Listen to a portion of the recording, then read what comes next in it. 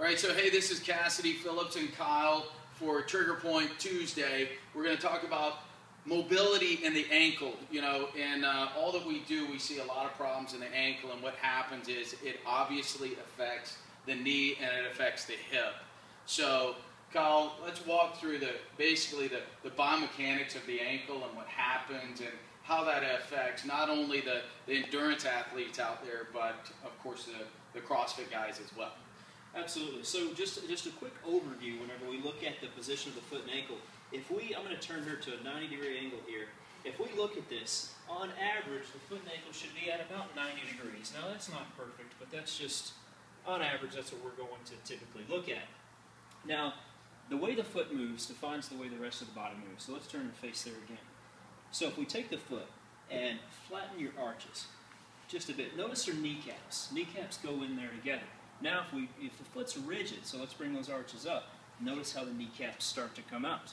In fact, there's research out there that says if we have 2 to 3 degrees of hyperpronation, we increase anterior pelvic tilt by up to 75%. Okay, so let me capitalize on that real quick. Let's go ahead and put a bend in your knee. Let's talk about box jumps. Let's talk about jump ropes. Let's talk about squats. Go ahead and put a slight bend. Now let's go ahead and get that.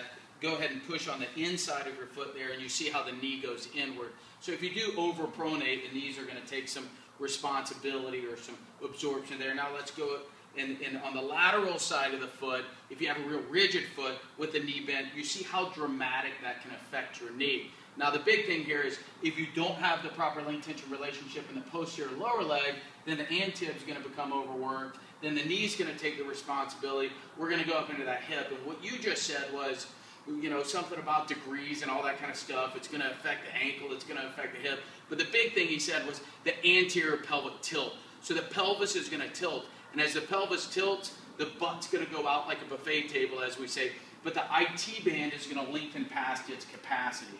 And that's ultimately going to cause pain on the lateral side of the knee and ultimately compromise your ability to perform, right? And let's not forget that anterior pelvic tilt increases compression there through L4, L5, and just more problems on that. Yeah, and then we can go psoas, we can go T-spine. I mean, it's a train wreck if you don't take care of the posterior lower leg, right? Mm-hmm. But it's not just the posterior lower leg, because if we think about it, go ahead and stand up straight.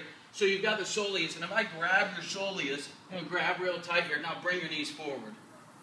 We're going to limit the range of motion in the knee because we're compressing on the lateral back of the leg there. So grab your blocks there, or the TP block. Go ahead and do your test there. This is a great way to understand what we're talking about. So elevating the heels here. Go ahead and put both of them up there. And notice, for her to stand upright, remember earlier we said that 90-degree angle? Now that we compromise that, notice how the knees go forward and the butt comes back. She has to do that to offset weight distribution, basically so she doesn't topple over whenever she tries to take a step.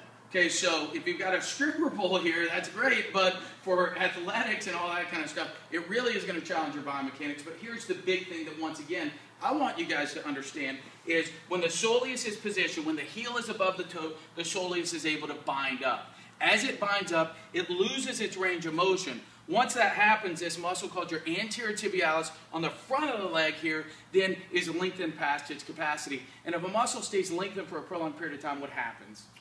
It loses its ability to produce force, becomes weak. Yes, so the insertion point just up underneath the knee, because we were looking at those cadavers a couple of weeks ago with Thomas Myers, and what did it show? There's an insertion just up underneath the kneecap here, and therefore that antib is going to pull down and going to cause the lower knee pain up in this area, right?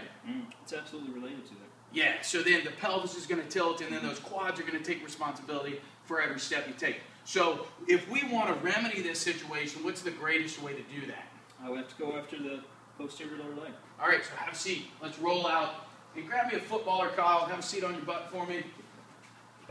And what we're going to do is we're going to go over some different programming here. We're going to go over some of our mashing and some of our scrubbing, okay? So first what we're going to do is I'm going to get you to position here, okay? So now we're going to come up. Just go ahead and give me 2 rotations to the left real quick and 2 rotations to the right. Perfect. Now we're going to go ahead and just give me 2 knee bends real quick. Now we're going to get into our mashing. Now our mashing is I want you to push into the muscle And we're just pushing side to side. And as you can see, she gets that look on her face. That means she really likes what we're doing here.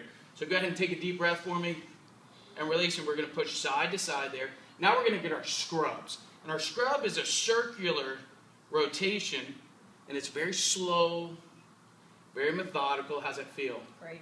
Great. Deep, deep breath and release. So we get 4 one direction. Let's go ahead and get 4 the opposite direction. Feels a little different when you go in that opposite direction, right? Perfect. Give me 1 more. Awesome. Okay, stand up for me real quick.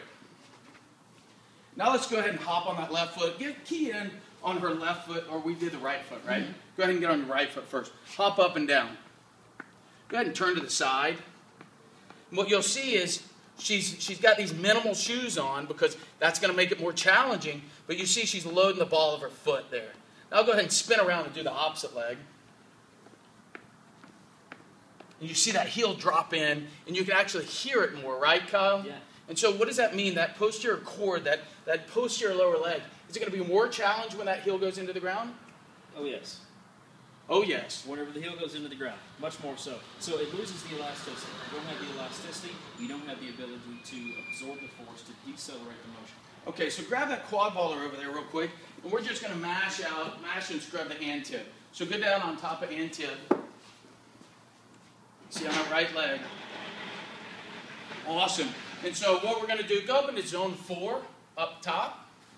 Okay, so now let's go ahead and mash side to side there. Get 4, 2, 3, and 4. Go ahead and push forward and back. Go ahead and lower your butt into it. So your counterpoint, that weight point, is your butt, of course. Now go ahead and scrub in those circles for me. And you can put this hand on that knee if you really want to drive some more compression in that area. So we're going to scrub. It's a circular rotation. We're doing 4 in one direction, 4 in the opposing direction. How's that feel? Feels great. Good. Go ahead and stand up. Now, what I want you to see here, go ahead and hop on that foot. Go ahead and look towards the camera for me. Hop on that foot. I want you to see the knee. I want you to see how the knee is actually tracking forward real nicely. Let's go ahead and get the opposing leg. And you see how that knee wants to dip in there slightly. You can see that the foot's having to work that much harder, but the ankle is really challenged. Okay, go ahead and stop. Really challenged through that process. So if the ankle is challenged, so we see the freedom of movement on that right side, and you see the ankle here is all bound up, and it's all bound up, and it can't move, and so she tries to jump up, and that knee tries to drive forward, that anterior gets overworked, the soleus gets overworked. Obviously, you're going to develop injuries, and potentially you're going to develop problems, let's say, in the foot. Would that be correct? Mm-hmm. Problems in the foot or going above the joint, a lot of problems in the knee as well. And, of course, the hip is going to have to counteract all the challenge, everything that's challenging in the ankle. But here's the big deal. If we look at that and we talk about the challenge in the ankle, let's talk about deceleration here for a minute. Because what I found is the deceleration is where you end up having a lot of the problems. So one of the things that we do first is let's go ahead and get our new trigger point tape here. Made by Rock Tape. We love it. So what I'm going to do, go ahead and turn around for me. And we're going to tape where we've just worked. We just worked the right leg, right? Mm-hmm. So we're going to tape the Achilles right here. And I'm just going to, and I've already pre-cut the tape here. So I'm going to go just up into the gastroc-soleus junction, and then I'm going to part these, and I'm going to wrap right around the soleus. Okay, I went a little high, but that's okay. Grab that for me, Kyle, that side. Okay, so then we're just going to tape that line right there, so then we're going to be able to track this soleus on the lateral side there. Okay, so now what I want you to do is come over to the box, and basically with the tape, the Rock Tape, what we're doing is we're capitalizing on the rolling that we've just done in that area. So it's going to allow that myofascial relationship to be gapped so that we can get that nice fluid movement. And so with that additional, that scrubbing and the mashes, you're separating the fascial planes. You apply the Rock Tape. Now that's going to help lift the skin off of it and allow that motion to last for longer. Okay, so you see a benefit. I'm going to turn this for us here. You see a benefit in using the rock tape in that scenario. Mm-hmm. Yes. It's even better when you've got this beautiful logo on top of the tape. Okay, let's go up into a box jump. Okay, so talk to us about body position and what that's doing to the joints, okay? So whenever we look at the deceleration, or when we look at the landing, a couple of things I look at, joint angles. I like the tibia and the torso to be basically parallel. That tells us that the ankle, knee, and hip are able to absorb their part of the load. Now after we work through this side right here, this knee can get forward a little bit more, which is going to put the hip and quad and the soleus, posterior lower leg, in a better position to absorb the force. Now, interesting enough, I can see a difference in range of motion in the right leg versus the left. Can you feel that difference? I can feel it from my foot all the way up to my hip on this side. Which is perfect, because now we're talking about not only the biomechanics of the lower leg, but we're actually influencing up into the hip and knee as well. Mm-hmm. And then keep in mind, that's going to reduce the stress up the spine, all the way into the cervical spine, and even the shoulders. Awesome. Awesome. Give us another box jump real quick. Let's see if she can do 30 and how many she can do. I'm kidding. Bottom line, Kyle, just walk us through once again. When we're affecting the tissue, what exactly do you feel like we're doing? I mean, we see better biomechanics, right? That's where I can step in, I can see. The reality is we're going to allow the body to move more independent. The muscles are going to move independent yet as one. We're going to allow you to increase the intensity, and then you're going to be able to handle more load above the head or wherever you want to put it, right? Absolutely. So with our sedentary lifestyles, dehydration, or nutrition, we have to keep in mind that those tissues basically start to adhere together, and I like the way you said it, we allow that range of motion. Not creating it, allowing what you should have to come back, so then you can move through those ranges of motion injury-free and hopefully pain-free. Awesome. Well, I tell you what, this is Cassidy and Kyle once again for Trigger Point Tuesday. Thank you, Jamie, for participating with us today. Stay tuned to next week. Hope you enjoyed this week, and we're going to continue to provide a practical style of therapy so that you can understand and utilize it any place, anytime, anywhere. We'll see you next week.